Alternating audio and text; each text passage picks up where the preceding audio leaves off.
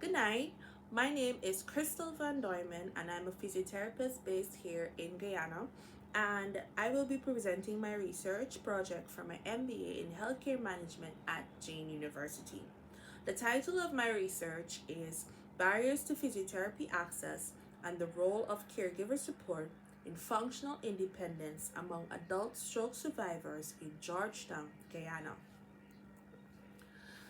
This will look at the background and problem, the aim and objectives, the methodology, key findings, conclusion, and the recommendations.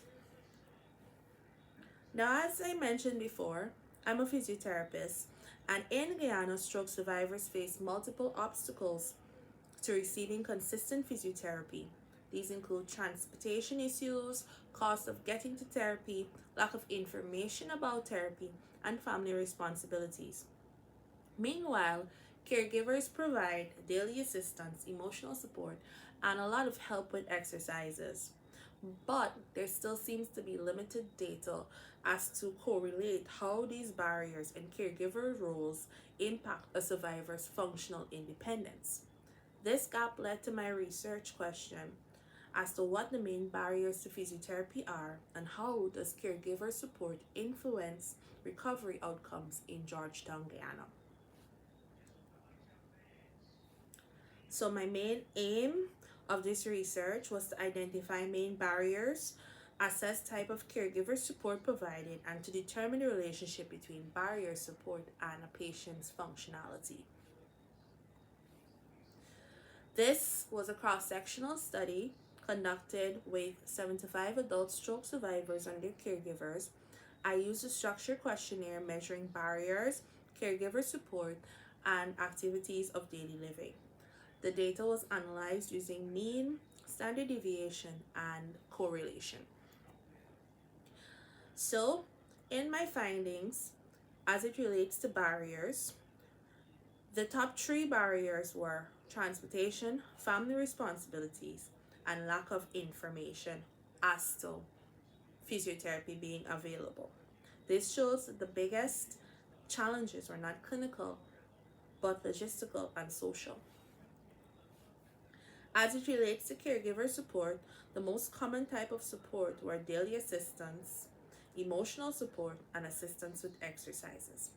This highlights that caregivers are deeply involved, not just emotionally, but in the physical day-to-day of the rehabilitation.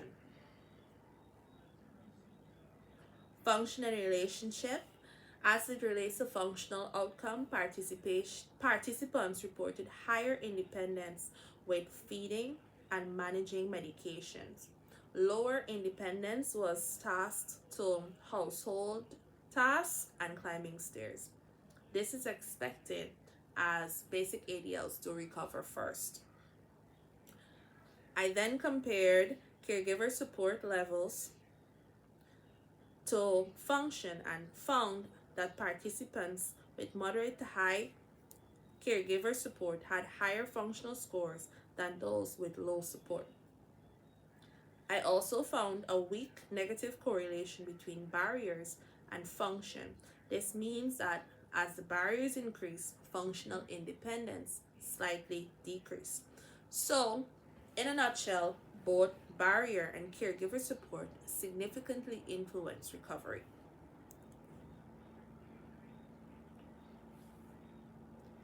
Now, as it relates to recommendations, in conclusion, this MBA research project found that stroke survivors in Georgetown face real barriers to accessing physiotherapy, especially transportation and family duties. However, caregiver support plays a critical role in improving functional outcomes.